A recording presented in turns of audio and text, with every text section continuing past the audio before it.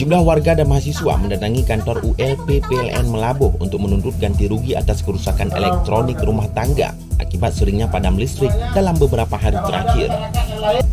Kedatangan para warga dan mahasiswa tersebut hadir dengan membawakan beberapa bukti elektronik yang rusak serta membentangkan spanduk bertuliskan posko pengaduan laporan kerusakan barang elektronik atas pemadaman listrik.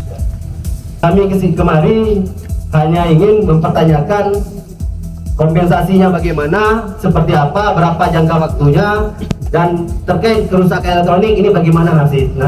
Bagaimana cara gantinya nih? Bagaimana cara bergantinya.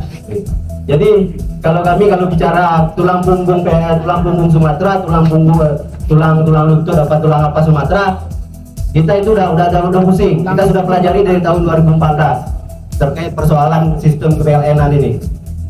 Bagaimana jual beli arusnya. Nah, ketika di rumah-rumah masyarakat Padang, apakah perusahaan ada Padang? Kenapa diprioritaskan di beberapa perusahaan?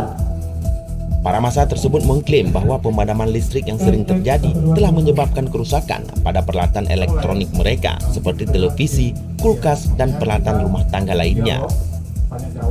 Dalam aksi protes tersebut, para demonstran juga menyerukan kepada pihak PLN agar mengganti rugi terhadap kerugian warga, serta meminta PLN Melabuh untuk memberikan kompensasi pada warga yang mengalami kerugian akibat pemadaman listrik yang tidak menentu.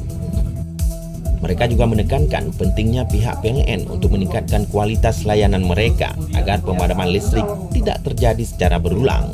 Kulkas, AC, TV, kipas angin, kerugian pedagang lainnya. Apa cukup? Coba jawab. Selaku Bapak manajer, hari ini Bapak bilang tanggung jawab secara Bapak pribadi. Apakah cukup dengan gaji Bapak mengganti rugi semua rakyat Aceh? Semua masyarakat yang mendapatkan